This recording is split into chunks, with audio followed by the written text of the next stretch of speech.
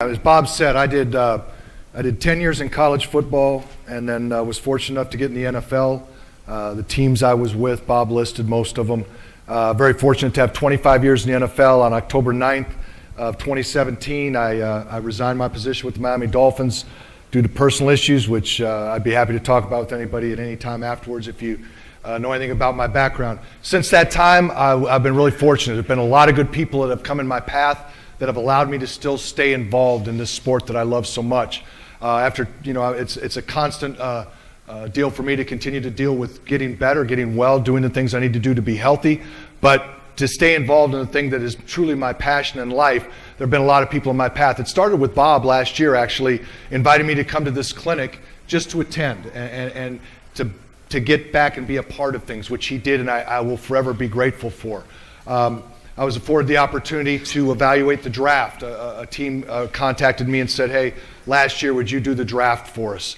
That same team brought me back in the fall, and I was able to do some work consulting with them and write reports during this last season, staying involved with football. The one thing I was able to do last off season is I was living in South Florida, and I was contacted by some guys to train. So I was able to work with 8th graders going into high school kids going down to college players getting ready for the draft, and then also pro players who had some downtime between their OTAs ending and the start of training camp. So I was really able to spend some time not preparing for a game, not preparing a game plan, not preparing all those things, and I had the opportunity to train these guys. And in so doing, it was amazing to me that as I took a step back from getting ready, my team, my guys getting ready every single day, it really made some things very clear to me in regard to coaching. And it's been a great experience. It's been the one thing I realized, somebody said to me, they said, what if you never had the opportunity to coach on a team again, and this was all you could do? And I said I'd be grateful just for any opportunity to work with players and help them get better. The thing that I did realize is that I really miss being part of the team. I really miss that we're all working together to get something done every week. That challenge, that camaraderie, that locker room, that whatever that thing is, that isn't just coaching linemen to get better. Because I could go coach linemen all across this country. There's a need for guys to coach offensive linemen. Nobody says, hey, do you want to go to the park and block? Everybody says, go to the park and play catch, right? They don't have, this is the one that always stunned me. I thought of my life as a kid growing up, and when we played a pickup game of football, there was never, nobody played line. The line was 3 Mississippis. It was 3 Mississippis and rush because there was nobody playing on the offensive line. So it's a very unnatural thing, but I could do that a long time, helping guys, coach football or coach offensive linemen. But I missed that part of being on a team and being part of something. So having the opportunity, I'm not an employee of the National Football League at this time. I'm not an employee of the San Francisco 49ers. I'm a consultant. I have my own consulting business. And right now, so happens the 49ers is a team that uses my services. And that's what it is right now. And I'm working forward towards doing this again. When I think about what I'm going to talk about today, so what I did, and when I left Miami, I ended up losing all my cut-ups. And I lost a lot of things there. Hold on one second.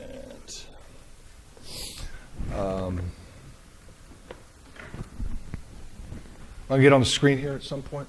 It's coming. Okay. I lost all my cut-ups. So when I got to the end of last year, and I was finishing up the consulting duties I had with the team, I said, I better start putting something together here. I'm going to try and get a job again next year. I wanted to have some teaching tapes of things that I had done because they didn't give me anything when I left. So I said, okay, here's what I want to do. I want to take my last year in Washington, which was 2014. I went to San Francisco the next year in 2015. I went to Miami in 2016. Okay? And then I had 4 games in 2017. I said, send me that tape, and I'm going to start making cut-ups of what I did. Okay? So I said, this is going to be my teaching tape going forward. I said, let me try those 3+ years and see what I come up with. And so I started on this study of run blocking, pass blocking, individual techniques, combination blocks, and I started looking at slide protection and one of the things. And one of the things I'm going to look at my phone. I'm not checking my text messages, I promise. But in this tape we're going to look at, as I study, there was 1,650 slide protections, as I term them, over that period. So I started studying those 1,650 slide protections and trying to come up with, here's what I teach. And what my thought was, is that, look, coming into this clinic it was the end of 4 years in Washington, but it was year 1 in San Francisco, it was year 1 in Miami. And as I counted it up, in those 3 years, in regular season games, there were 9 different left tackles. There were 10 different left guards.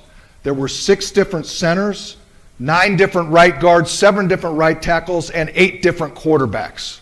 Welcome to the National Football League, right? So you can say, well, you got the advantage, and I did. They were all very good players.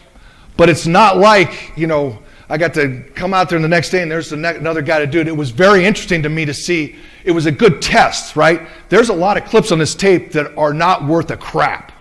Okay, and I put them on there for good reason. It's not just the highlights of the last 3.5 years of slide protection. It is the pluses and minuses, but it is seeing what it was a good test for me to see is what I'm saying showing up on tape? And is it showing up on tape not after 4 years? Is it showing up on tape with 3 different left tackles on one team in the first year in the program?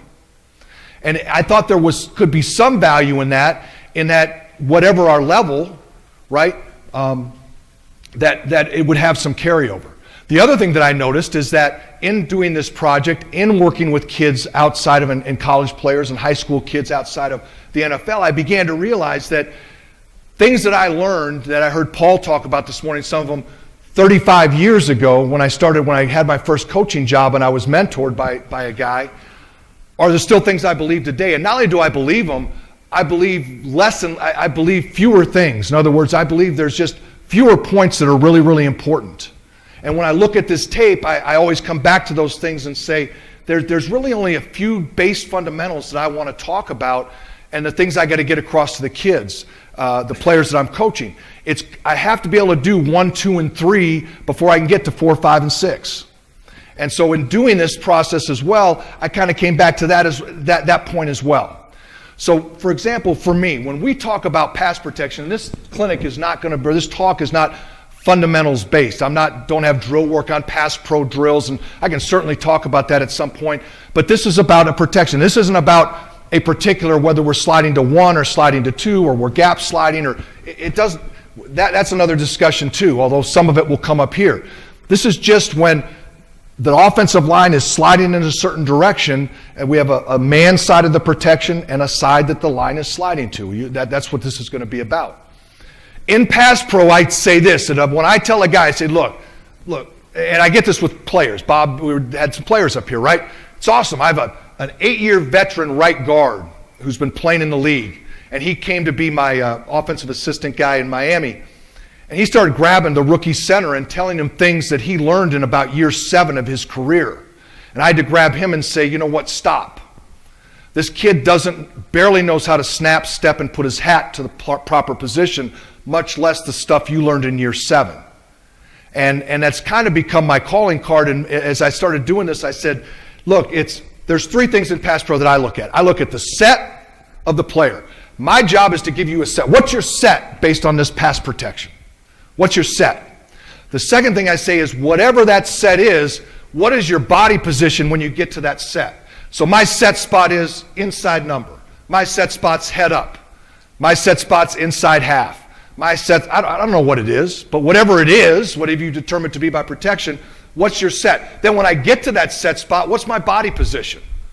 Paul talked about angles and had triangles up there. The bad thing is I failed geometry. Once the triangle went up, I fell asleep. But I understand what he was saying, okay? It's that body position where my chin's over my knees, over my toes, I'm balanced, and I'm in this position where I'm not overextended, I'm not standing straight up. This is just a good athletic football position. What's my body position when I get to the set spot? And then what do I do with my hands at that set spot, my punch? Set, body position, I use the word punch, hand placement, I don't care what you want to say, but those are the 3 things. When you watch tape, that's what I'm going to drill you, I'm going to coach you to get to that spot and to put those hands on them on every single thing that I do.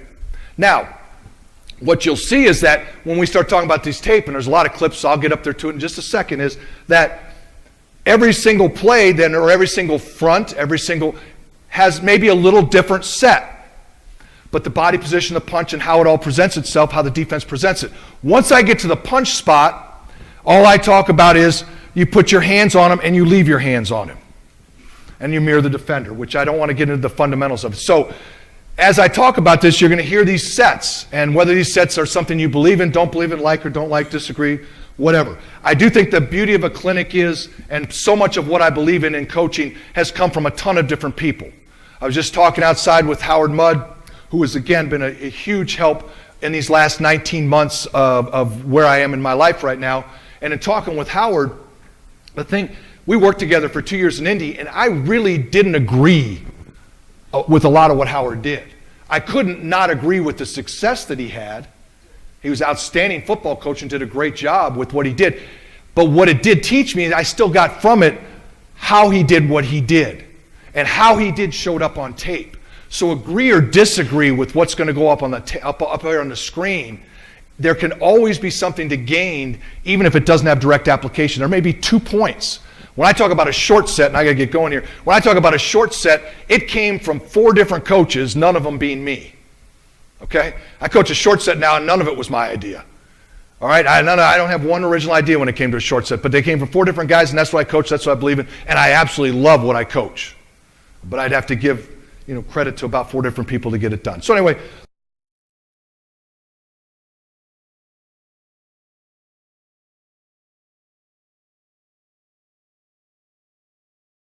let's talk about, so when we talk about our slide protection, okay, this is the first thing I'm going to start with. We've got an even defense, okay, an even defense, and we're going to slide our center one direction or the other. We'll just use a right or a left right now. Okay, and you're sliding away from a 3 technique into a 3 technique. So it's a third down, you got 2 wide 3s. That's going to be the first examples and the most of what was on this tape for me to see. Okay, then we're going to show if you slide away from a 2-eye on the backside and slide away from a shade on the backside. Okay, those will be the 3 things that we're going to look at here early, among other things. Okay, so as we first start looking at the tape here, okay, 3 to a 3, I'll go over what I tell every guy on the slide, and then we'll get through these pictures quickly, okay? Let me see if I get this thing going here. All right, let's get to the end zone. Okay, now, so what I say, this protection, this is going to be a slide. Let's make sure, let's see where it is right here so I can see which way we're going. Okay, it's a slide to the right. Okay, slide to the right. So here's the starting point. Okay, right side, when we say slide right, I tell the right tackle, you're setting on an angle to cover up the defender you have.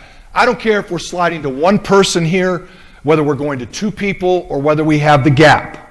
Okay, we're starting off with this is some form of a 3 over, we have 3 on 3, and if there's no linebacker coming, it's going to be 3 over, it's our 3 over 2. Okay, the tackle is sliding to cover up the defensive end. What does that mean? Is he setting head up? You're setting head up. Okay. Well, we all know where the quarterback is, right? Okay, yeah, he's setting head up to cover him up. Now, the key thing that I tell him on that is, what does he think when you go set to cover him head up? The guy's oversetting me, I want to go inside. So as I set to head up, I'm setting to head up knowing that I'm telling him something. I'm telling him what he wants. I'm giving him information. Okay, so I set to head up. I want to cover him up. I want to be as much on him head up as I can be. So that when he rushes the quarterback, he's either going to continue on the line straight up the field here, because if he wants to go outside, but my biggest problem is I have a right tackle that's 6'7", 330 pounds, and runs a 5'6". And I have a defensive end who runs 4'4". And if I let him run around that corner, he will. So when we started to get presented with this problem, I thought, I'm going to take this big jughead here, and I'm going to get him out here on that line and cover him up to take away the number one thing that he has the advantage over me, which is the speed up the field. And I'm going to put him right back in that right back on me, which is where I want him to be. Now, to do that, if this guy were to go inside, I tell him, okay, what if he goes inside? What do? He said, at the very worst, you should be slightly outside of him, closing back inside, because you're going to have help from your guard. All right? What do I tell the guard? I tell the guard, you set head up on the 3 technique. Same thing.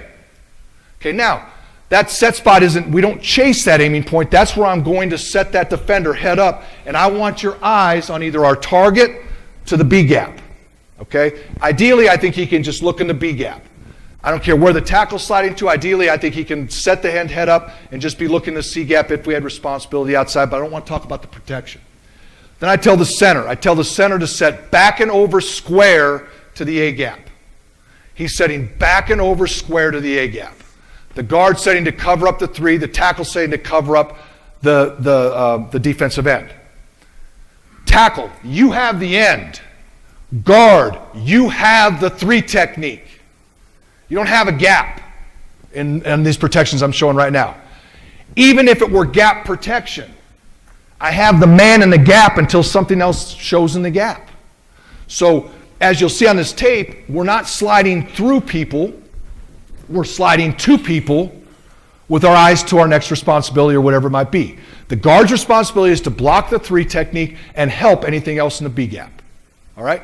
So that's the starting point on this. It doesn't change. On the back side of this, as we will fly through this from this point forward, the backside guard, I say, sets inside out. The backside tackle sets inside out. They're in man. And I say inside out, I mean that much inside out. I don't think the backside guard, I learned this when I played, okay? And this is sometimes we're all a product of when we played. I certainly was in high school and college, is I knew this, that when my 2 guards were fanning and I had the nose head up, it was one thing. I was a center, okay? But when you told me I had the right guard help, damn straight I had right guard help. I was setting to the left to use my help. I learned very early from a guy that mentored me. He said, if you're an offense, set away from your help. In the run game, if I have to block this man by myself, I have one aiming point, in my opinion.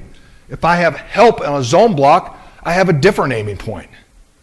Well, that helps me. I'll give you one other thing and I'll get to tape, I promise, is that, so I get in the NFL, and I learned this principle, and I'm not going to go into where I learned it from. We've been talking too much about other stuff, but when I got in the NFL, here was the deal. In our division, okay, on the team I was coaching with, the Minnesota Vikings, John Randall was the 3 technique. In that division was Warren Sapp. He was a 3 technique. Reggie White was still wreaking havoc up in Green Bay. Okay, how do I get help to an offensive tackle? How do I get help to a 3 technique? How do I double team? How can I take our line and take advantage or take away their best rusher? And when the defensive ends, the outside linebackers are really, really good players, can we double team the 3 and still help outside to the tackle? Okay, which is what I was trying to accomplish. So no matter where he was, sliding the line into that defender would help us. So in this example, it's always going to be double the guy on the guard. We're doubling the guy on the guard with eyes to help the tackle. Okay, and that became a byproduct, because what I watched people do that didn't slide protect and man protected is they would double the shade, the nose guard in Minnesota, and then John Randall would be one-on-one with the guard. Well, they would try to cheat the center off the man protection to go help him. Well, as a result, the other guard who was looking at the linebacker on the man protection sometimes cheated off, and the nose guard, Henry Thomas, got 10 sacks. And it didn't make sense to me. So we started, we either have to double the shade or double the 3. We decided on these slide protections as much as we could to double the 3. So let's go through it and see. Good, bad, or indifferent. What I always try to look at here is I look at the pocket and I say, okay, as the pocket, what I believe in the pocket is I want to see this pocket be as wide and as close to the line of scrimmage as I can get it. So I believe in angle setting everybody as best you can. Obviously, there comes a time where you can't, but we're going to angle set. So as you watch the first clip here, we'll go through it quickly again. I think we've got a right tackle here. I like his angle set.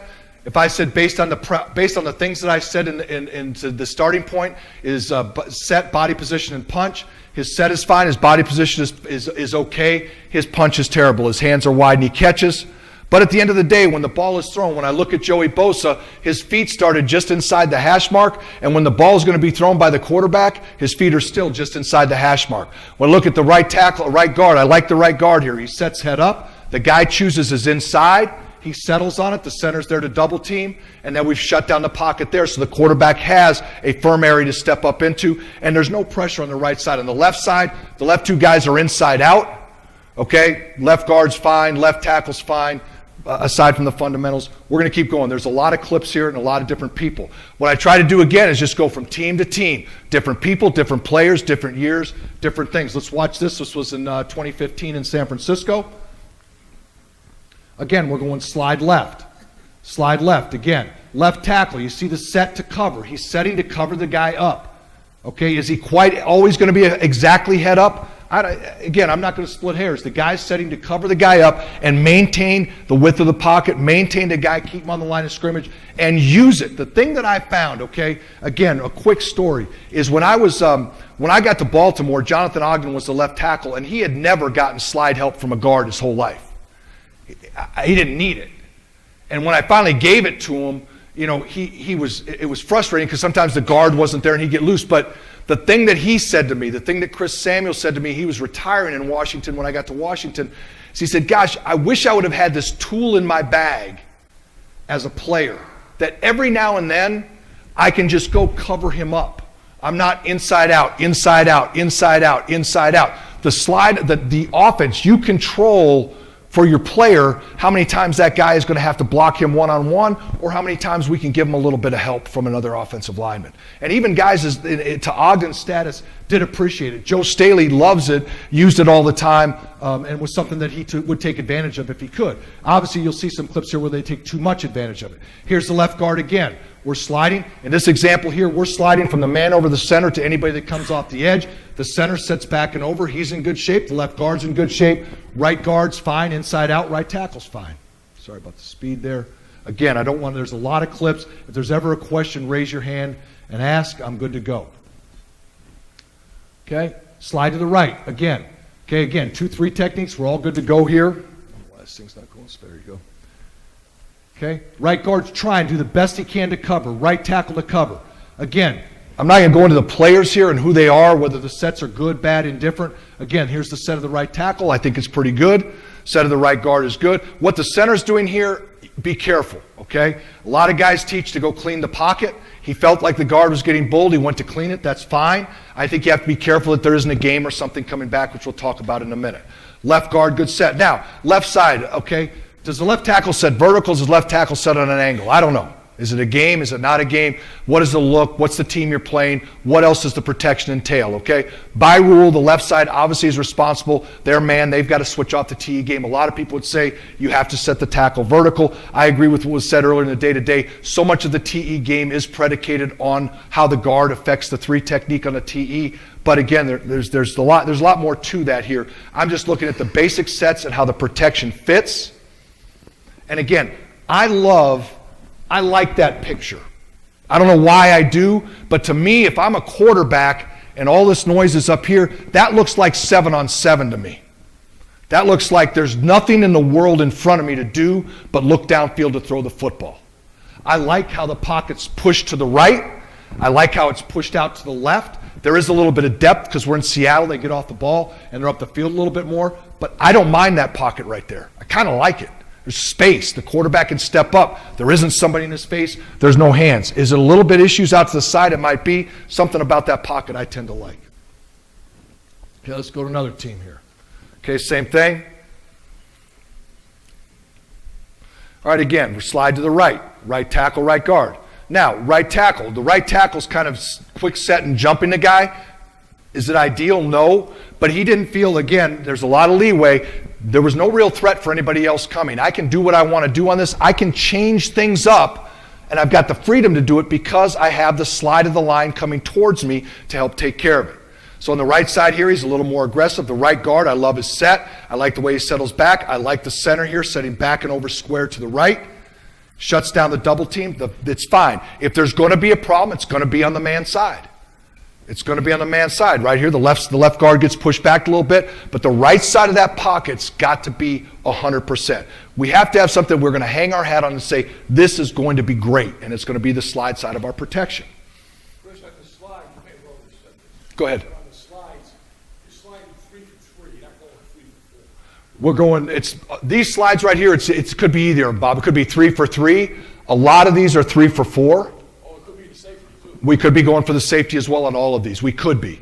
I didn't want to get, but yes, we could. They're both. 3 are nice. 3 for 4, right? Yeah, 3 for 3, and it's all, and I'll show some examples on that, but they're all, and my experience has been, and that's another story on the coordinators and stuff like that, gotten by doing 3 for 4 looks just like 3 for 3 for me, but it doesn't, that's another point, because that's where I think these sets have helped us. Let's see which way we're going. Okay, going left, same thing, three technique, we're going here on the slide. Again, now, this was, real quickly, I'm going to give you this one quickly, because it was too hard for me not having all the play calls and not looking at all the plays to know exactly if they were 3 or 5 step drops. When the slide protection goes to 3 steps, the only difference I say is the tackle's inside out. Okay? The tackle's inside out. The tackle no longer overslides, because this is what happens. This picture right here is a diagram, because that's why the slide side can get very soft in 3-step game if you're not careful. So I get that center over there square, backing over a little bit square. The guard still sets head up, so we're not loose in the B gap, but the tackle's inside out. And that's even if we're sliding to a guy outside. We'll adjust late as to our pickup, but we tell the tackle, you're going to be tighter on 3-step slide.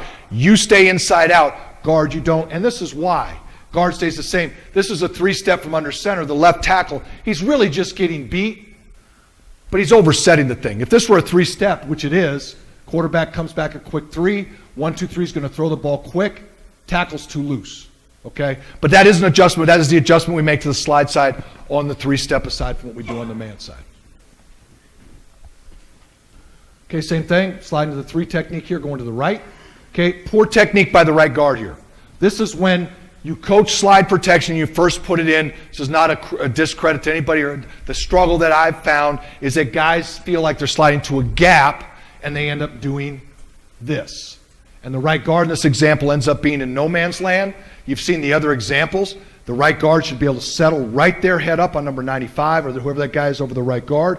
He should be able to settle right there with his eyes outside to help his tackle, and the center get over. That way there's not that color that can show briefly that could spook a quarterback, and we're doubling him. That is the man we're doubling. Okay? The backside we're fine, but just an example of being too loose. Okay? Next example here on the slide again, 3 to 3. We're good here. There was, I'm trying to think on this one. There was nothing there. That's fine. Okay, here's the example. The same center, 66 from San Francisco, goes to clean the pocket, and they late sight in Seattle. The guy comes around late, and the center's not in position. I would say with these 2 wide double 3s, that guard the center just sit in that gap, be in your guard's hip pocket, ready to help wherever you can. Again, something about that pocket does look good to me. Same thing, 3 to 3, different team. Okay, same thing here with the left guard. Settle on the down. Try not to come through the man too much. Settle on the down. To the left side. Slide right. Again, nice job. 3 to 3. Man, we got a game on the backside again. This is the point I think that's very valid. When you look at the left side here, even with the angle set of the left guard and left tackle didn't think it was a game, got a wide set, even without setting vertical. If the guard affects the 3 technique on the left side of this protection, you can switch off the TE game without the vertical set. Right side here, there's a pretty good job by the right guard and center on the slide side. I'd say the right tackle could keep coming on an angle to cover this guy up, but it's solid, good slide protection. Now, when they run the game to the slide side, we leave the game for the center, okay? We leave the game for the center. So doesn't matter to me where the target is. It doesn't matter any of it. In this example right here, the center's actually working this guy out, okay? He's working this guy out. We're running 3 for 4 on the right. They're running a TE game. You stay on the 3 technique in the B gap. You stay on the 3 technique in the B gap. The center picks up the looper, The tackle will take whatever comes in the C gap. Okay? Again, 1,600 snaps, there's 2 clips where he came with a TE game. 2. There's a handful of snaps where he goes backside on the pressure and the center has to track him. But when he goes over here, what they're doing over there has nothing to do with the slide protection never got violated. Again, it's only 1,600 snaps. I'm saying that facetiously, but not also. Maybe there's another 1,600 would show it'd be violated more. But it's held up decently through the course of time. So anyway, again, so when the TE game comes, it belongs to the center, to the man side. So the guard has to stay on the 3 technique. He's staying in the B gap, even though it's man protection, man with zone principles. He's got the guy in the B gap. The center will take the looper, and then the tackle will have whatever is next to lean back in. One more time with that, Chris. Go ahead. Joe, go back to that last one. Watch Chris's left guard here. Okay, as he passes that guy off what Paul was talking about earlier. Okay, he's going to snap that guy, but watch him drop the inside leg. See him drop his inside leg as that guy comes back to pick up the looper. If he would keep that leg up, he'd get his ass beat. Yep. So he dropped that inside leg right to pick up the loop. Yep. Good job.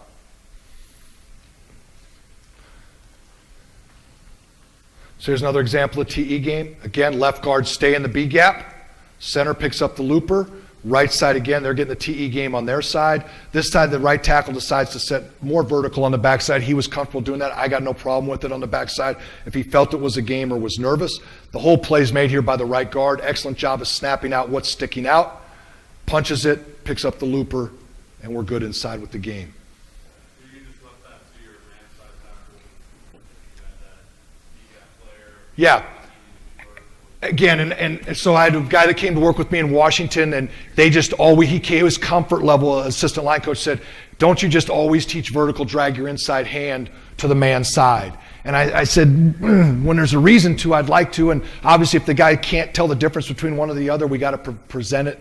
You got to be aware of it, you got to set vertically. But we have enough, that's why I put on them a little bit, enough to say, hey, we're going to angle set this unless we think something's up where there is a game. I'm going to let them have that freedom. But yes, I leave that to the tackle and how they see it. Now, the reason why, I'll give you one story on that real quick. My first year in Baltimore, we drafted Marshall Yonda. And Marshall Yonda ended up playing tackle for us. Okay, he played tackle. He's a guard. He's a guard in the league. He's a great guard in the league. But he was a tackle. Marshall Yonda, okay, I won't say he couldn't vertical set. I'll just use the word. Could not. Post-practice, pre-practice, after practice, in his apartment, in the cafeteria. We tried to get him to vertical set. He could not vertical set. He just didn't. Every time he set, he just attacked. He just came out here to kick somebody's ass. Okay, I knew Marshall was going to do that much. But tried to get him to go straight back. It just went, it was like it was a broken record. It was like a skip on the record. And that's when I realized, you know what? If the guard does his job, and I'll give Marshall credit, he might be 3 yards away from that frickin' 3, but if the end loop, he found a way to get his big butt back in there, grab that guy, get on him, switch the thing off, and got it done. So, to your point, I learned at that point, God dang, the guy can't vertical set, and he doesn't miss any TE games. Doesn't miss them at all. And if the guard can get his hands on him, and then when the guard couldn't, he'd feel the guy and kind of grab him and held on good enough. It wasn't always perfect. But it was eye-opening for me. I said, I guess that vertical set isn't always have to be done. Obviously, there's reasons for it. Again, same thing here. This is Aaron Donald over the right guard in this example. So again, the right guard setting to cover. Now, the question is, right, you set head up, coach. All right, I go to set somebody head up, and they keep rushing outside. Do I keep going for head up? The answer is no, right? I've already given you the advantage. We're not going to create more space. So if I'm going to reach a guy's outside number and the guy runs out there, am I supposed to keep going reaches? I can't go reach his outside number. So at some point, once I set to head up, he keeps rushing outside. That's my leverage spot. Now he's rushed and I got him where I want him. I've accomplished what I need to accomplish. This to me is that example. He doesn't keep chasing this thing outside. He sets him to head up, stays with it, and the center then takes the loop. Nice job here by the backside guard in the backside ET game. It's not perfect.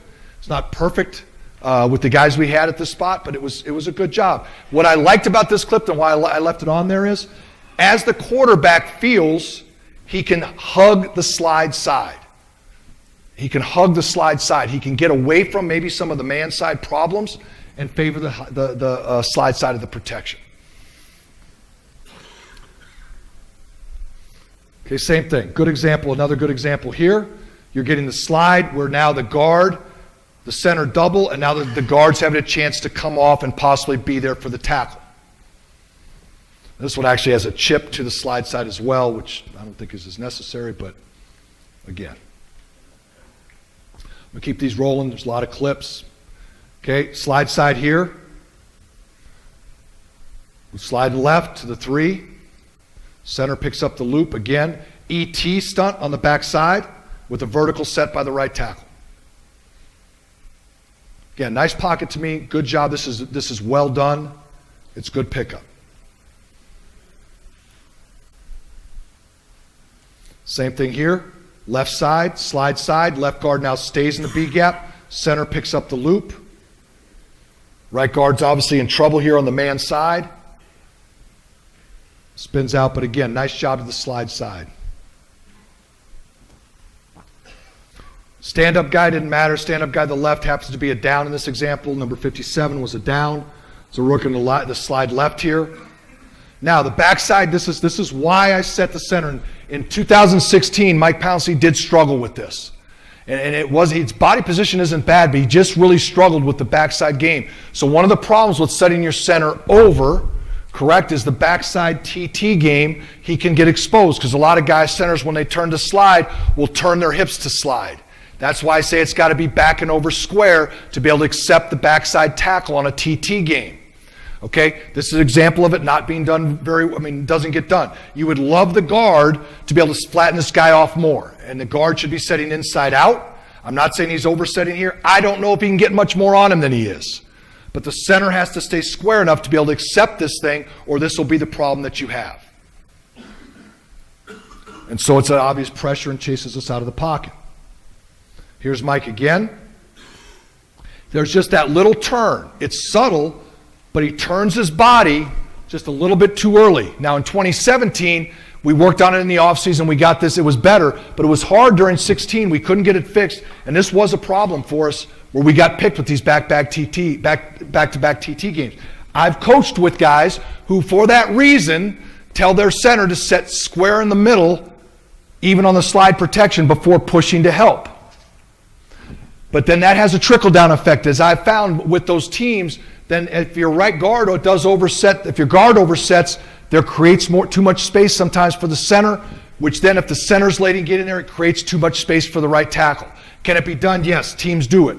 But it's also created a problem in my mind. I think the center can set back and over square regardless of what's in the A gap to present him to the slide side and pick up the backside TT, which you'll see here. Okay, here's a TT game going into the way the center's sliding. I just want to show these to you so you can have some examples and a thought in your mind as an answer. So now, for whatever reason, they probably thought, based on where our running back was to the right, that our center was going left, so they were going to try and bring the TT from the left, our right side, to pick our center again. We would happen to be sliding into it. Now, this is excellent because this switch-off legitimately belongs to the center and the left guard. That defensive tackle is slanted to the center. That's his guy. He then crosses his face to the left guard. The left guard's man loops around. This is the center and the left guard switch off. In theory, the right guard could have work either helping the tackle or if our target came. Now, what happens 9 times out of 10 with this, or 99 out of 100 is, if they're running a TT loop game into the slide, there ain't nobody coming over there. And the defensive end is not coming inside. So a lot of times the right guard's there to pick it up. I bring this up to you because this switch-off belongs to the left guard and center on the TT game going to the right. Same thing here. It's the same one. You can see on this example, the guy doesn't get across the center's face. So even though the switch-off belongs to the left guard and the center on the slide right, the right guard's there to pick it up, as he will be, like I say, a whole lot of the time.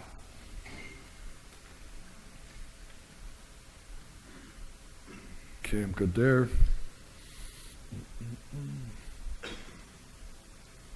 Okay, nice job here. This is a good job, even though the guard ends up going down. Here's an ET game into the slide. end first, tackle second. Okay, the right tackle set is good. The right tackle's closing okay with the defensive end, and the right guard's in good position to take it on. Now, the foot traffic ends up knocking him down, but it's a nice job there. It's also a nice switch off by the left guard, left tackle on the TE game.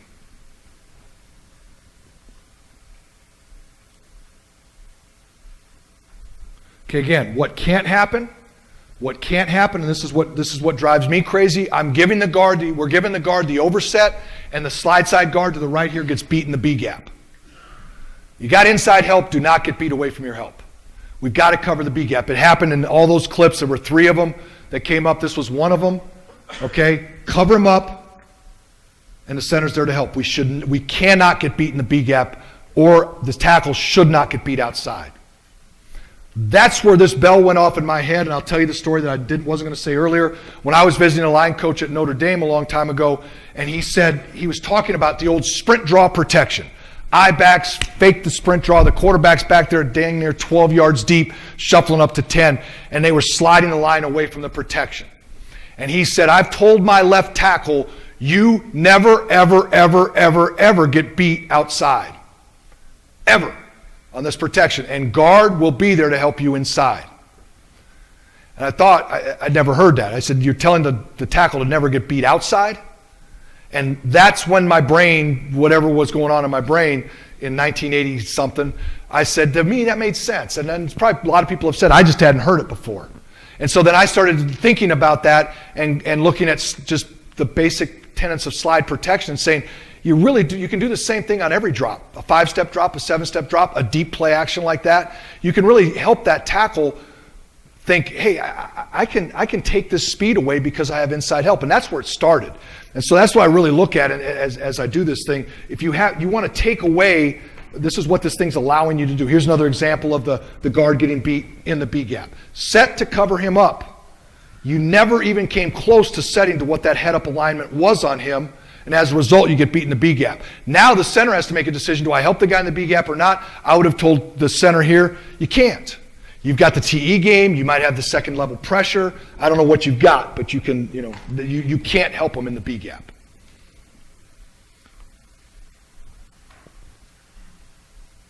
Okay, now we're setting, now again, these are becoming, I think we might have gone to them, the 2-eye on the back side. Okay, I lost a couple of my slides coming in. The 2-eye on the backside. Now, whether it's a 2-eye, if it's a 2-eye on the backside guard, I don't want him in that A gap.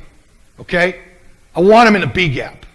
I do not want to use the center. I don't want him in the A gap. If he's a shade or a 2-eye on the backside, I want him to feel like you're jumping me. That I want the B gap because that's going to open my pocket up again. So if a guy's in a 2-eye, I've told the guard, I want you setting to still get slight inside leverage on that guy. But understand what you're doing.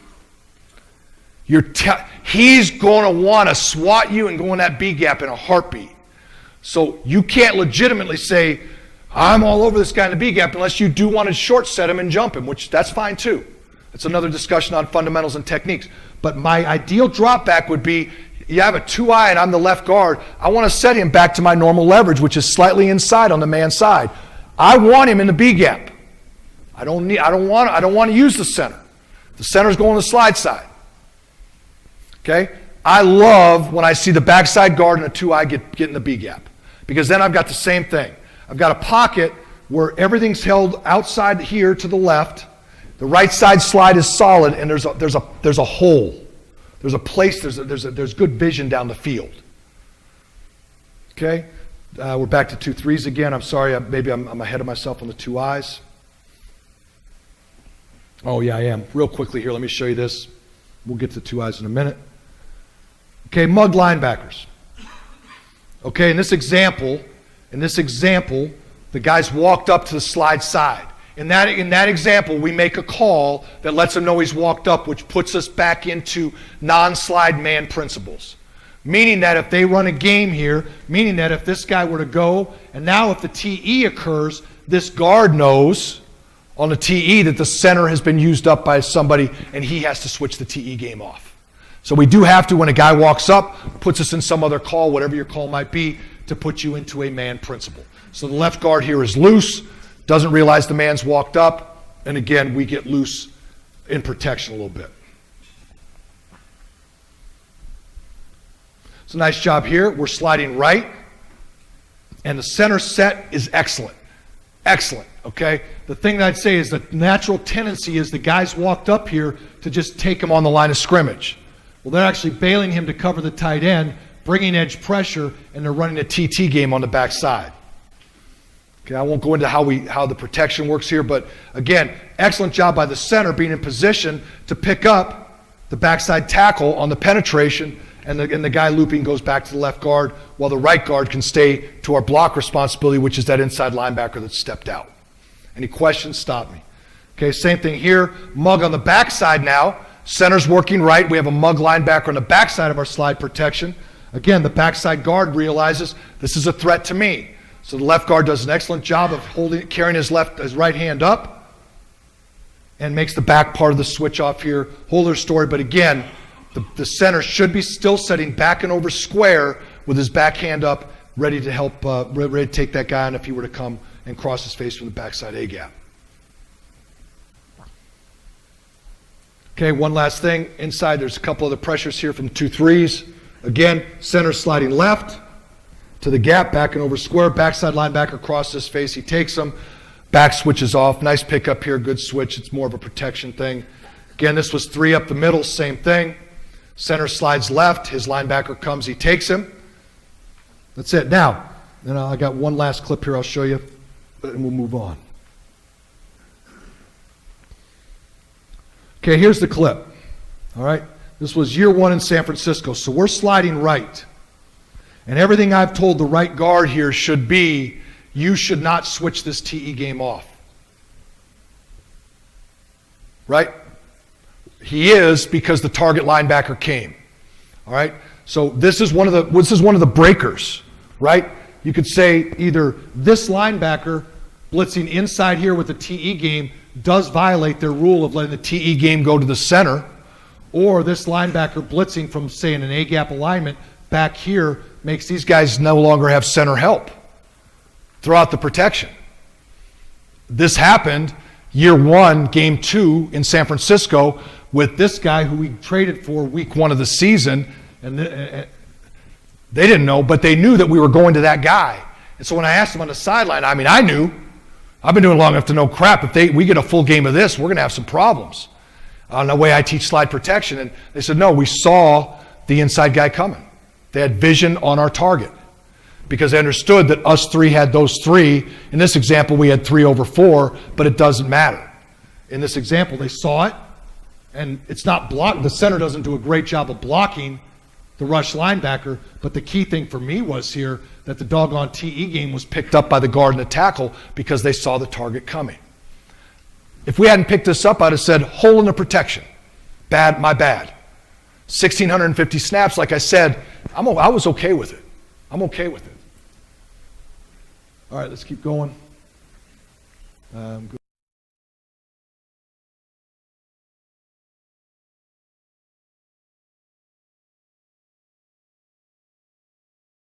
Good there, okay? So we talked about the 2-eye. We'll just start to show some of these. There's nowhere near as many of these. The 3-3 was the most. Okay, so now the left guard has the backside inside shade. If he gets off your body, so if he is off your body completely, I can put this in the 2-eye category. If he's inside shade of you, if he's on your body, I want you to set slightly inside of him. So if he's on your body as a 3, he's on your body as a 2-eye, set slightly inside of him. If he's not on your body, set him head up. So if he's a shade on the center, or if he's in the gap, set him head up. Every guard I've coached since I started doing this says, Coach, that's different. I've been told to set him on the back half and use the center. That's what they're coached. And I get it. But what happens, the way I coach the slide is, the center then feels the nose and leans back. The guard and tackle are doing what I've told them to take advantage of it, and there's bigger seams. It doesn't seem like much, the difference between the center setting back and over here to the slide or staying in a position that he could help on that A-gap player, or the guard inviting the A-gap player over to the center. What I say is that if you set him head up and he still wants to go inside, where he's going is where the center already is. And we'll do the same exact thing that happens when you set his back half. Okay, again, excellent job. I love this, okay? When the right guard covers him up and gets him back in the B gap, now we've got what we want. We've got the left side of the line of the right side of the line of scrimmage. We've got the left side of the pocket being pushed in the slide protection, allowing us to get help. 2-eye now is on the right side. Right guard should set to cover him up. Again, this guy had 0 reps of right guard before this game, but that's what I want. To me, that's the pocket. Right guard, right tackle, it's flat. It's on the line of scrimmage. Left guard, left tackle, set the slide and push it. Again, 2-eye on the left. This center, I'm not comfortable with this, okay? This was a preseason game. A free agent center was in there. I wasn't comfortable with the set of either guy. The left guard set the back half. The center set the right. Is it bad? No, it's not bad. It's not. Some of the film I've looked at this offseason, when the center does set vertical and this does happen, there's just some color that can show on the right side that I'm not comfortable with. I'm not saying it's wrong. That's a look at what I'd prefer not. I'd be telling that left guard, you come over more, center, you set over more. Here's an example of the left guard staying on the backside half. And there's the color in the A gap. He's not covered him up enough. Now, that's why it has to be consistent, right? If I want to tell my guard to set on the back half, then I need to tell my center to stay in the hole. It all ties together, because here the center's going to the right, the left guard's sitting on the back half, and there's the A-gap pressure right there in the quarterback, which we don't want. Again, 2-eye on the left. Again, same thing by the right guard, right? These are all guys that came from somewhere where they told him to set the back half, and it's a hard habit to break, and I get it. But he sets the back half, and our center's going to the left. We're going to have a lot of problems here, because the center says, crap, the guy's unblocked. So he goes back to block him, and now the left guard's letting the left 3 technique go. Okay? I'm going to sit up here and BS you now. Okay, the one thing I've learned is this, is honesty is a very important key to this thing. I've got to be honest with myself when I look at my film and say, is what I'm coaching showing up on film, or am I full of crap and just coaching it to coach it?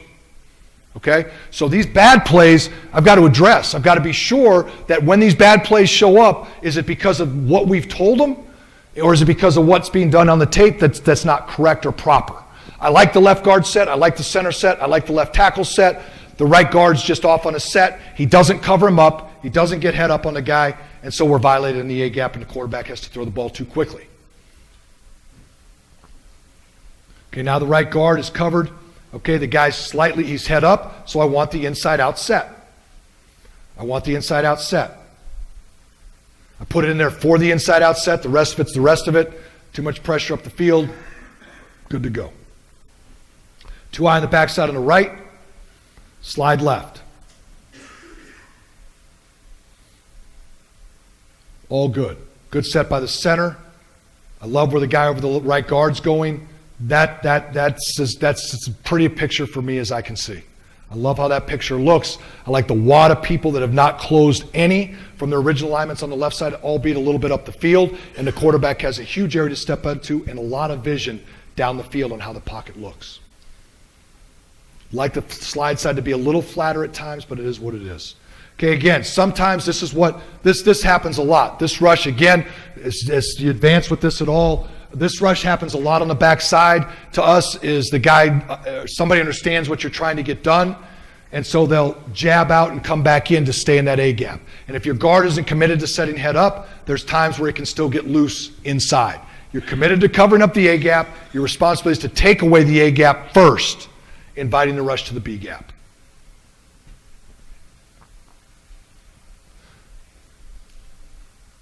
Okay, decent job here. This is a 3-step again. Our left tackle is too loose on the slide.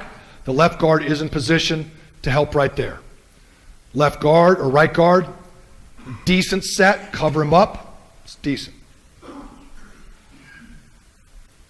Again, left guard should be inside out. Set inside out. He's too wide. He needs to step inside out because we're sliding to the right. Slide here to the right is good on these wide sets. I say this. When the players get this wide on the right side, if this is the slide side, I want to set on angles. I want to go out, and I want to go out, and I want to come over. If this were the man side, I want to sit back, I want to sit back, and the center is going the opposite way. So with those wide alignments, it's more vertical on the wide alignment. When we get the man side on the slide side, it's going to be more of an aggressive slide.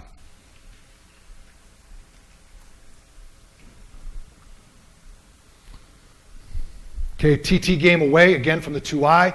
Nice job here by the center, sitting back and over square. It ends up being a 3-man game. The poor set on this one is, again, that's why I say, it's all about set, body position, and punch. The right tackle's too wide. The right tackle set is too wide. Where the alignment is, he should be setting inside out on a slide left. He sets too wide, the guy gets the B gap, and we're not able to switch the third man off. Excellent job inside by the center and the right guard. The center should be trying to, the right guard should be trying to set a little more inside. Left, the center set is good, left guard is good.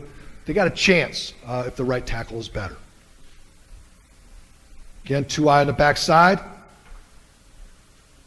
Again, nice job. Now, again, Geno Atkins, the player over the left guard in this example. Our game plan against the Cincinnati Bengals was I wanted to run as much empty protection and slide to Geno Atkins every single snap as we could.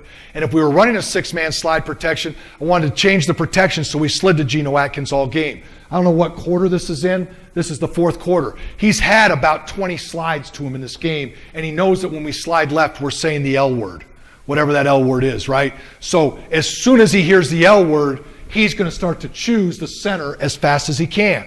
That's why that guard, remember, you are still married to that 3 technique unless there's a threat in your B gap. So this left guard here does a decent job of leaning back in so it doesn't become a one-on-one with the center once that player learned that we were sliding to him every single game or every single play.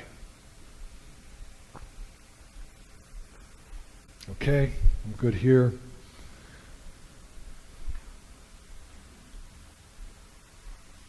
Again, same thing. You just have to be prepared for it. What happens on this one? You say, well, coach, see, here's a great example.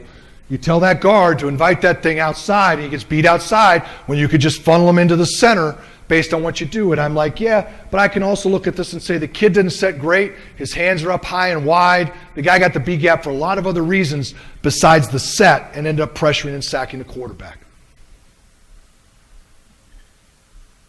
Okay, here's an example where the guard, okay, you stay on the 3. This left guard was his first game as a rookie.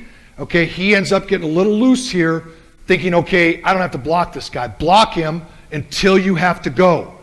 He peeks off and end up falling into a late game. Because the left guard leaves, the center ends up tied up on the 3 technique, and the looper ends up free. Just stay cleaner by the left guard. Another example of slide right.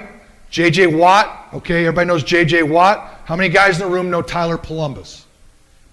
That's what one. Okay, good. We have one that knows Tyler Columbus. I would think everybody else would raise their hand if I asked who knows J.J. Watt, right? So that's the matchup we looked at week 1 against Tennessee, and we said, okay, we can keep our center in the middle and hole set him, or we can try and get help out there for Tyler Columbus on the right tackle. And so what happens here is we slide into him as much as we could this game. And there's the right guard in position to help, because I would say if I'm the right tackle at this point, I'm not feeling really good about life. And there's the right guard, and then we've got a pocket, and the quarterback's able to get the ball out as we're able to get our help to the offensive tackle. Okay, tough linebackers again. Same thing. Excellent set by the center here. Again, 2-eye on the backside, so the guard should be setting to close it. He snaps off and tries to pick up the game. I put this in. It's hard for the left guard. He gets some foot traffic and gets tripped up, but the center does set back and over. He's able to take Bennett on the crossface. And they bust anyway. We get a nice play. Okay, good there in the B gap. Okay, here's some slides with pressure. 2-eye on the backside, fine. The guard set is solid. I think he can cover up a little bit better. Here's a slide to the widest. This protection actually started with, we're working from him out. With him in that position, we end up picking up the edge player. Again, as much as you can help on your way out, you'd love the guard to punch through the 3 on his way to the 6 tech or 7 technique. You'd love the tackle to punch through, but sometimes the angles of the rush, they create the one-on-one with the center. That's why the center's back and over. The guard sets to the gap. The guy vacates with edge pressure. They all have vision outside on this 3/4, and you pick it up. Same thing here. We're going out. We're sliding to the man on the right.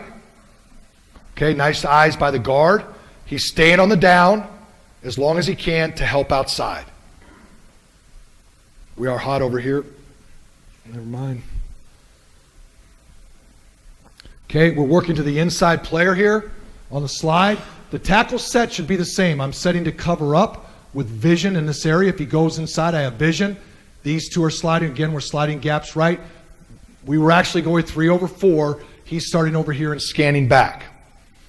Doesn't matter what the protection is really. It just shows again how the set to then allowing the guy to go to the guard to picking up the next player, it does all tie together. It ties together with games. It ties together with pickup. The sets on the 2-man, the 3 over 2 ties together, in my opinion, with when you start talking about protections. Okay, I think we are now to, let me see here. Yeah, same thing. Okay, now we're getting a little bit more to the shade. I'm not sure we are quite there yet. Again, now looking at the backside guard. Is the backside guard setting to cover him up? I want him head up on this guy, and I want that guy to feel he should be in the B gap. I want that shade in the B gap if I can get him there, and everything to the slide side stays the same. Here's the shade again. The center as he leaves. His set doesn't change. It's just what's in that backside A gap. If there's nothing in the backside A gap, I can sit back and over square. If there's a 2-eye in the backside A gap, I want to leave my backside hand up to accept the backside TT game. If there's a shade in the backside A gap, I'm sitting back and over the A gap with my backside hand up. His set doesn't change. The right guard setting head up on the 3 technique. Head up on the 3 technique. We're going to get to it here in a minute. The guy's head up, I just set in my shoes because he's head up. He's in a 2-eye, I just set where I am with eyes to the B gap. The sets, it's almost like zone blocking. Everybody sets the same. The backside's where it changes a little bit. The backside guard now covers it up. I think it's an excellent job by the left guard. Cover him up. You invite the B gap rush, and there again, that's your pocket. That's your pocket. There's something about that pocket I like a lot. It looks clean. There's nobody in front of him. There's nobody getting pushed back into him. Again, nice job here by the left guard. Set to cover him up. I think he could be more over. But he gets him in the B gap. There's the slide to push the pocket. It's good work, man. It's a good pocket. Nice job. Here's another shade. Left guard doesn't quite get, or right guard doesn't get there. He's got a set to cover him just a little bit more. He ends up coming back to the B gap, and we end up what we want on the protection, on the slide. Shade again. Good job by the left guard. Set to cover him. I don't want to keep him in the A gap. I want him out of the A gap. Then our slide protection just continues to work on the right side. The right tackle can set to cover. The right guard can set to cover. The center's in position to help. Shade again. Again, right guard doesn't come far enough. Right tackle. Okay, this was early in our time in Miami. Again, right tackle's too wide, too much. Came to the sideline and said, well, isn't my guard going to be there? Not if you absolutely miss. Okay, set to block the defensive end. Cover him up. He should be on that man, close inside. The guard should be in position to help. Instead, we get sacked as a result of the overset of the tackle. Shade again. Good. I think the center's backing over. You could look at this and say, well, is your center really getting over? I just look at his feet on the hash. Yes, he's backing over. He's in good position to help on the 3 technique. The left guard is not covering the shade up enough. Cover the shade. Okay, same thing. Same thing. Okay? I'm going to zip through these real quickly. I think there's 1 or 2 more here I want to get to. Nope, I'm good.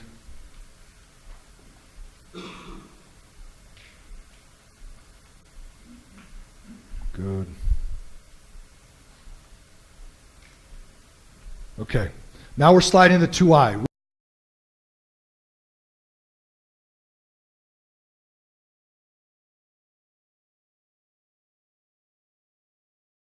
Okay. Now we're sliding the 2-eye. Real quickly, sliding the 2-eye. We'll get through it quickly. Guy's an inside shade of the play side of the slide side guard. His set to me.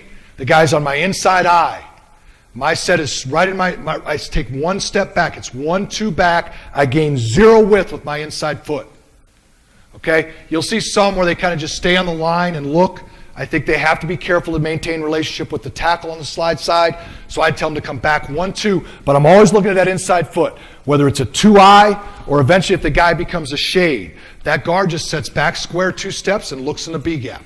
Target linebacker to B gap. The center then is going to set back and over and cover this man up. So we'll look at the 2-eye sets quickly here. We're going slide left. The right side now has the 3 technique. They're setting inside out on the man side of the protection.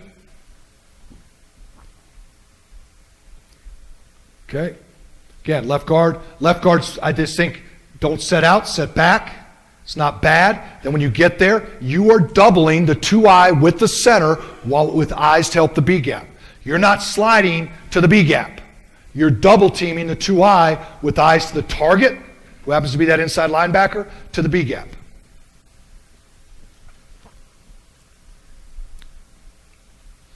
Okay. Same thing here to the 2-eye. Again, right tackle is too loose. Is the right guard poor? No, the right guard's doing exactly what I told him. The only difference I'd say with the right guard, and the one thing that I saw and watched his protection that wasn't showing up as what I coached and what I drill is you can't look at who you're blocking. You have to look at who we're targeted to and your B gap. And too many times we're looking here and then there, as opposed to having vision. But that does take time. To how do I see the whole picture, and so I can help my tackle, see if my target's coming, and still be in position to set hands. I should be able to look somewhere else besides where I'm punching because I have help. I had a knockdown drag out with a player in Washington after a practice one day. How do you expect me to block a grown-ass man and I'm not looking at him? I said, well, you are looking at him. You're looking through him. And it was a nice argument. But we were responsible for any 2 things that came off the edge. And if nothing came, you had to block the 3 technique. I said, but you got center help. So we can do it. We just got it's not easy. Okay, again, too loose by the tackle, guard's not in position. It's not the guard's fault on that one. Okay, 2-eye here, the left side, I think. Again, we end up in a good position. Again, I'm gonna go quickly. If you see anything, stop me. Again, 2-eye, he's there. Good job, left guard center. Nothing. Again, nice pocket. 2-eyes to the right. Very good. Right? He's coming back just enough that he can maintain relation to help the tackle. The tackle's free to set on his angle to cover him up, and the center's in position back and over. The center didn't stay as square as he needed to either, but again, it's good protection, good pocket. 2-eye, same. Okay, no problems there. Slide to the 2-eye, mug back or away, shouldn't affect it. Back and over, nice set by the left guard. And I don't care, for example, in this protection, I know this guy's in coverage right here, but they're not sure. This guy could come down to cover and he could come. I don't care if there's 6 guys lined up out here. You don't leave that. I don't care who you have. I don't care if it's a 4-eye. You saw one already with a 4-eye over there. You're vertical, and you're going to be able to tell within 1 step as I start to set and I give presence for the center if something else is coming that we're responsible for. I think it's an excellent job right here. He's there in position to help the tackle. Slide left. Again, good position by the guard. The tackle's a little bit loose, not bad. And that's where we are. The guard's covered. The slide's there to help. Tackle gets the help he needs. Preseason game. Question? Oh, go ahead. I'm sorry. Into the slide side, the ET game. Okay, it should be no problem at all into the slide side. The left guard's looking to the B gap, should pick up the end coming inside. The deep for the 2-eye is looping. The tackle should be in the C gap to pick up the looper, and the center should be there to solidify everything. If they were to bring edge pressure, our target player came, we should still be in position to pick it up. But again, just basically sliding to the gaps and picking up the games as they come. Another ET game here into the slide. Okay. Mug linebacker, okay? It's an excellent job by the left guard, not a good job by the center. And we'll fix this when we play them last week of the season. Sadly, we didn't get it fixed here. This guy doesn't panic. That's our target linebacker. He just doesn't go jump. He slows down, and he's in position. He doesn't get any width. The problem here is the center still needs to set back and over square because the guard's there for him. If he turns, this is what happens. He gets picked on the backside game and we can't pick up the looper.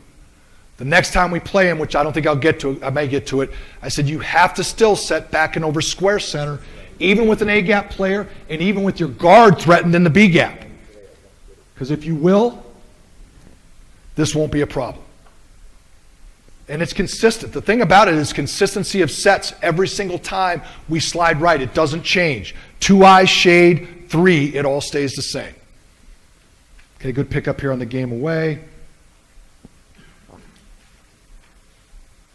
Okay, I'm going to go forward here because Bob wanted me to cover one other thing in this discussion. Make sure, like I said, I lost my headers.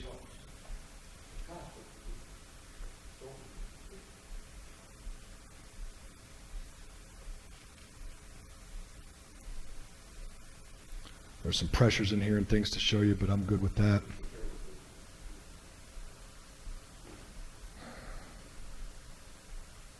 I'll get to it here in 1 second, guys. I promise you. Hold on 1 second. If I had a header, I could go fast. I just got to make sure. I'll show you this one. This is my favorite clip of the help. Left guard on Robert Quinn coming inside the left tackle. Still like that. He thought about coming inside that next time he did it. Some 3-4 looks. I won't get to them.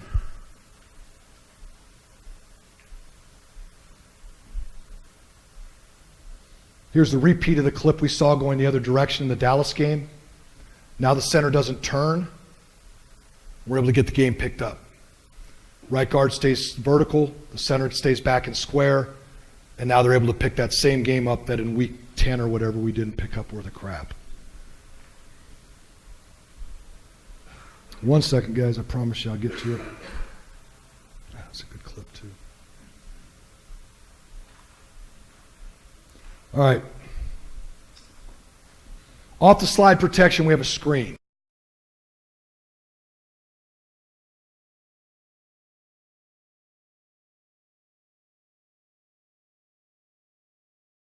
Okay, off the slide protection, we have a screen. Now, some of the worst hits I've seen a quarterback take in my last, 18 months of not coaching somebody and watching all this tape is on screens. I mean, those poor quarterbacks are drifting. We're letting guys go to release on these slow screens off this protection, the drop back protection. Tackles are inviting them to do something, and these quarterbacks get waxed. Okay? Here's what I say on screen. And I had a slide that had this up, but it disappeared when I downloaded it onto my iPad. Tackles, we're blocked. So our base protection, we have what I call screen protection. On a lot of these teams where we were coaching, we had the back would have block responsibility on his side, and he'd have scan across line to the other side as well, or whatever. Whatever happens is the back on the screen side has protection on his side. If his block responsibility comes, he will bang and screen off of him. On the back side, we're going to protect inside out, most dangerous man. That's your deal on protection, but make sure you're solid inside out. A lot of what happened to us was we started calling it, for us, we used the word 3-jet screen left. Okay? But 3-jet to us meant that we had to scan back. And all of a sudden there was no scan. And so there were some issues with the protection. So we had screen protection that we put in, which is fine, doesn't matter. So the right side, so what I say is this, so the tackles, back's blocking his man and releasing screen off his man, stepping up. The back's responsibility is to stay in phase with the guard. Do not go ahead of the guard if you can help it. Okay, so when the guard leaves, you leave. Guard's tied up, center leaves, you leave. You get to 1,001, 1,002, and nothing's leaving, you better get out and give the quarterback somewhere to throw the ball. Our tackles, you block, drop back, pass protection if the quarterback's at a 7-step drop, deep. Protect for a deep pocket, but you block, drop back, pass. Do you invite an inside rush? No. Do you set the slide side way? Yes. But just block, drop back, pass protection. The inside 3 players are releasing on the screen to the screen side.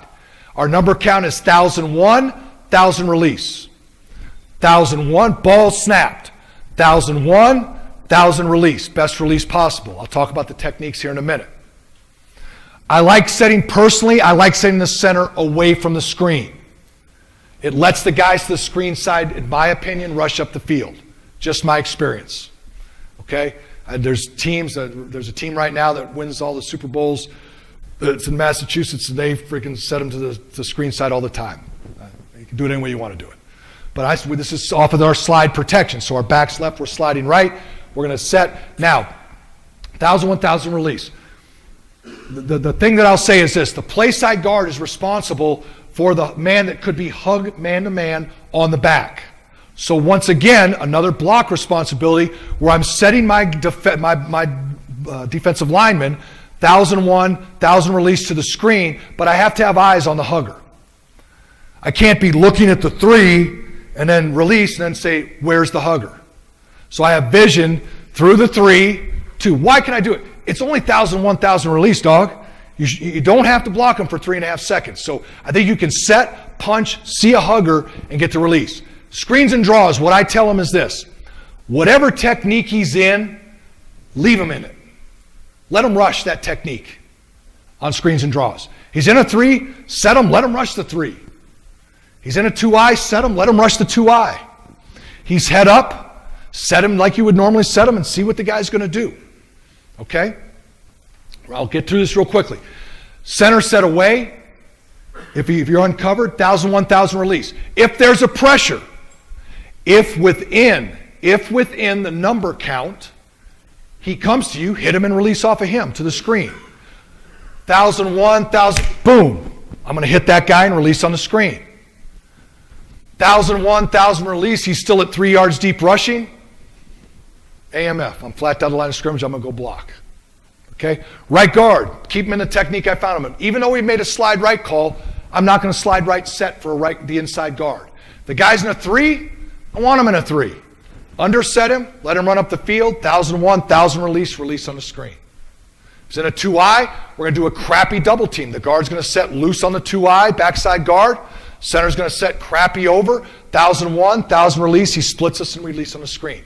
There is some finesse to it, but the thought is, whatever technique he's in on draw, whatever technique he's in on screen, let him rush that technique. Let the games go. I don't care if there's a TE to it, a TE away from it. I don't give a crap. Had too many times guys have stopped a game and it's knocked it into the screen. Okay? So, once we get out, real quickly, the lead blocker, the first man, the front side guard, if he's the front side guard, he pulls flat to the number and he kicks out the support player. If there is nothing at the numbers, turn up the numbers. The numbers is the landmark. The numbers is the sidewalk. The numbers is where the play is being run. It's like a hole hit. If you're pulling guard, the hole's the 6 hole. You turn up in the 6 hole. You don't keep running around the other end of the stadium. On the screens, you get the numbers turn up. Obviously, there's a guy 2 to 3 yards outside the numbers for us, whatever your landmark might be. You kick that guy out. The numbers is the landmark to know whether I kick him out or pin him inside. The second player is out. This is the center. Okay, he checks. As I start flat down the line of scrimmage to release, I stay flat down the line until I get to the tight end area before I turn up. My responsibility, if the guard's in front of me, is to turn up the numbers and look for the fill player. Somebody coming from the inside or second level downhill, I'm running up the numbers. If the guy's inside the numbers, I chop his outside leg. If he's outside the numbers, I chop his inside leg. I'd want to throw downfield as much as possible. Yes, that's the goal. The center, if I start down the line of scrimmage and I do not see the guard in front of me, I don't see him. Don't look back. Go become the kick-out man. Guard, obviously, as the guard's blocking, he's struggling to get off the block. He looks and he can see the centers in front of him. So he becomes number 2 in the screen. There is no me, you, I got it, you got it. No. Center comes out, no guard, I kick out, don't look back. Guard stuck, center's out, I'm number 2. Backside guard, 1,001, 1,000 release, I'm flat. I'm the guy that's responsible for anybody peeling to chase the screen to down the field. Side note, having run this over 20 plus years this way, I was fortunate enough that people let me do it. About every 2 years we change. 2 things on screens. Leave the backside guard in because all he does is release to block the same guy he was just blocking, which seems kind of redundant. The other thing we find out is we go through a couple years of everybody on the screens runs off for 2 years. Then we say, gosh, if we had the receivers blocking, it would be better. Then we block for the next 2 years. Then we say, God, if we would have run them off, it would be better. Then we start running them off again. Those 2 things change all the time. Okay? All right, here we go. So we're running slide left, screen right. Now, the first one I put on here I don't like, but I put it on because it was the best base look I had in the 3 years I was pulled from the tape. This is what we call a chip screen, where the back is going outside to feign a chip block. He has his block responsibility to fake the chip on the end, and then the screen. My problem with this has been the relationship of the back to the guard. If there is a hugger, he is out in front of the guard too soon. Okay? This one turns out fine. All right, so as we come out on the screen, okay, the guard's coming. Now to kick out at the numbers. The center now should be looking to turn up in the alley, and the backside guard looks to peel. Backside guard here makes a good decision. The guy's on the ground, he should turn up. The guard coming out on the release, I think, is good. Now, I struggle with this, okay? I struggle. It's like, do I lead him, coach, or do I go get him where he is? The idea is to lead him, but there is a point when he's 3 to 4 yards off the ball that I have to go to him and adjust, and that's a hard adjustment. But you don't want, this one tends to happen, you go too flat. When I start to thinking, where am I going to approach this guy at the numbers, it's got to be a kick out. Center should come up the field, up the numbers here, and kick the guy, try to cut the guy's inside leg. He misses. Backside guard gets chewed up. Good play. Okay, here we go. We're slide right, going left. Okay, I like the left guard here. 1,001, 1,000 release. The guy goes inside. Okay, do I want to throw him off? I don't want to tell him anything that says it's screen. The guys do what they do on this thing. I just don't like when we turn and throw guys and they realize it's a screen. But if you got him going, you go. This is a nice job here by the left guard. Kick out the numbers. Nice job by the center, turning up the numbers. Good job by the backside guard looking for the peel. And the back stay up the numbers, please. Another one. Okay, this time the right guard, the play side guard's not as good. The back steps up to stay in phase with them. The right guard can't get this guy up the field. The guy chooses him down the middle. He tries to let him rush a three and he doesn't. And as a result, we get tied up. The back gets tied up. The mistake the guard makes here is he looks back. It is what it is, Chris. It is what it is. You release, get on this hugger. We might have a chance for a football play. Okay? Real bad example here. Very poor example. The left guard here. We're slide right, screen left. He has a 2-eye. Okay, again, young player, never played guard. Leave him in the 2-eye. He's going to overset him inside, and the kid reads the screen. This play goes for like -8. Okay? Not good. On the backside, they try to keep him in a 3. The guy goes inside. It's going to be best release possible off the number count. We got no chance there because of the front side guard. I've got a couple more minutes here and I'll be finished. Okay? Same thing here. This is a... Excuse me?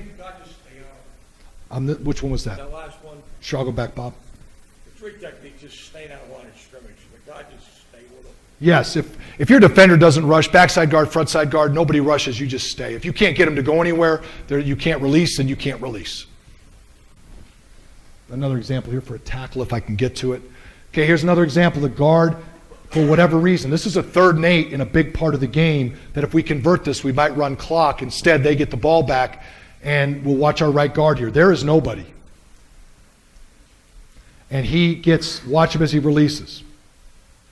He gets twisted, isn't clean off the line, can't quite get on the hugger, and now that guy disrupts the play, and we end up a yard short on a 3rd and 8 and have to punt the ball back to him in a 4-minute situation. Okay, a couple more here. Again, this is a nice job. Everybody's good in my opinion. The guard allows the 2-eye to rush. The center sets away. The 3 keeps the 3 a 3 on the left guard. Flat, up the numbers. We're in good shape. Get back to the numbers and you might have even more back.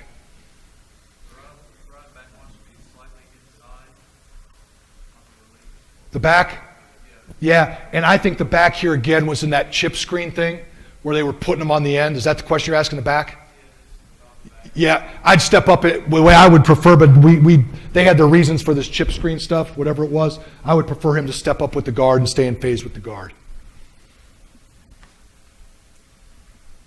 Here's the best laid plans right here, okay? I didn't get to double A's in the presentation, which I didn't think I would, but you never know. Okay, so in our double A protection, what we would do on slide protection here is we'd slide right for him, the back would have him, and we'd have to deal with him with the quarterback. That's the way we set up the screen. Okay? We could redirect and all that stuff, but on the screen we were going to basically throw hot off him or whatever we were going to do, and he was going to step up. So the back doesn't.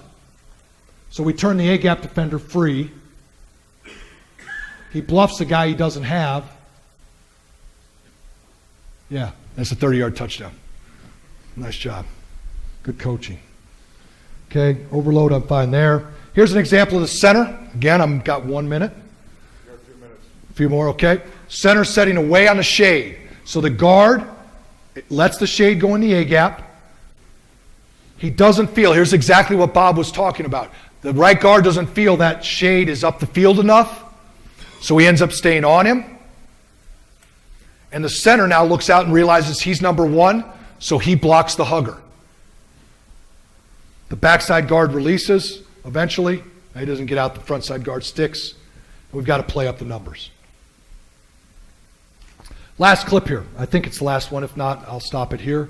Okay, so here's what we were doing on this. We had odd defense. So we're basically running double fan. All right, when this guy, we're double fan. So I tell the tackle, set within his body. If that guy drops, we want you to block him so the guard can get out on the screen. Okay?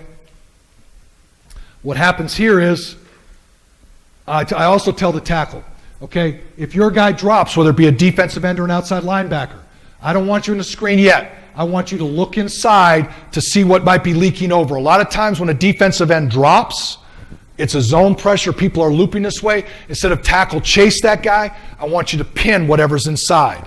So Trent does a nice job here. He peeks and realizes there's nothing coming. So then he adds onto the screen and ends up making the play. But I don't add him on automatically just because he's a dropper. Again, you get the guard then on the kick out, or the guard ends up coming in second now. He doesn't get out because of the pressure. The center ends up being number two up the numbers. He gets him on the ground. Excellent job there. Backside guard peeled. Chance to be a house call. Big play in a two-score game. Okay. Again, slide protection, the principles that go off of it. I did a lot on it there of just showing the different fundamentals and things that could go on. I'm happy to answer questions about it. Try to stay away from the protection, the screen game off of it. Guys, feel free. If you have any questions, anything at all, I'll be here until 3 o'clock today or at any time. I'm going to give you my phone number. If you want to write it down, great. If you don't, don't. Any time of the day or night you have a question about football, you want me to talk about football, it's 954, area code 954-226-9394. Please take me up on it. I got a lot of work to do. I'm busy these days. I love being busy, but there's never not time to answer a question about anything, whether it be something else besides this topic or the topic I talked about today. Guys, you don't know how grateful I am for the opportunity to stand here and talk to you. Thanks for listening. Thank you.